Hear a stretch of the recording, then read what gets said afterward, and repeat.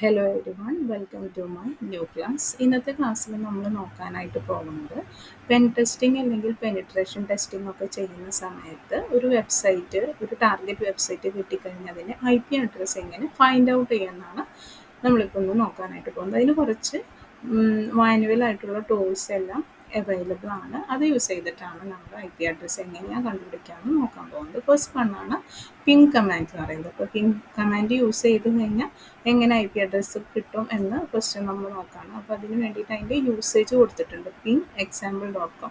അപ്പോൾ ഞാനിപ്പോൾ ഒരു സ്റ്റഡി പർപ്പസ് എന്ന രീതിയിൽ ഫ്ലിപ്കാർട്ടിൻ്റെ വെബ്സൈറ്റാണ് എടുക്കുന്നത്.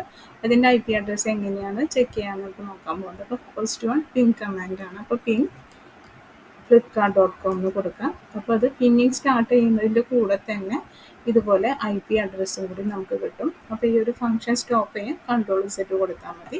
അതുപോലെയുള്ള അടുത്ത ഒരു കമാൻഡാണ് NSLOOKUP എന്ന് പറയുന്നത്. ഈ NSLOOKUP flipkart.com കൊടുത്തു കഴിഞ്ഞാൽ സെയിം IP അഡ്രസ്സ് എങ്ങനെ നേരത്തെ എന്താണോ കിട്ടിയത് അത് തന്നെ നമുക്ക് ഇവിടെ കിട്ടും. മൂന്നാമത്തെ കമാൻഡാണ് ഡിഗ് കമാൻഡ് എന്ന് പറയുന്നത്. Dig flipkart.com. അപ്പോൾ flipkart.com ഡിഗ് ചെയ്ത് കഴിഞ്ഞാലും ഇവിടെ IP അഡ്രസ്സ് നമുക്ക് ഇതിൽ നിന്ന് നമുക്ക് ഫൈൻഡ് ഔട്ട് ചെയ്യാം.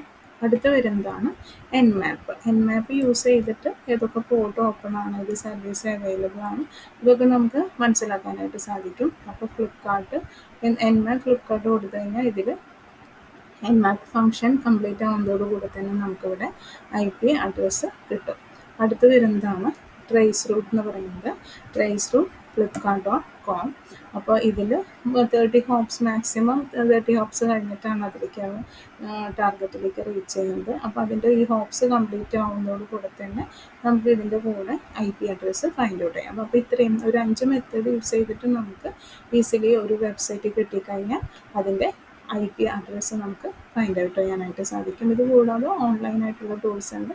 അപ്പോൾ കാലി ലിനക്സ് ഒക്കെ ചെയ്യുന്ന സമയത്ത് ഇതിലേതെങ്കിലും ഒരു ടൂൾ യൂസ് ചെയ്ത് കഴിഞ്ഞാൽ നമുക്കൊരു ടാർഗറ്റ് വെബ്സൈറ്റിൻ്റെ IP അഡ്രസ്സ് കണ്ടുപിടിക്കാൻ സാധിക്കും. അപ്പോൾ ഇത്രയും ടൂൾസ് എങ്ങനെ യൂസ് ചെയ്യേണ്ടതെന്ന് നമുക്ക് മനസ്സിലായെന്ന് ഞാൻ വിചാരിക്കുന്നു.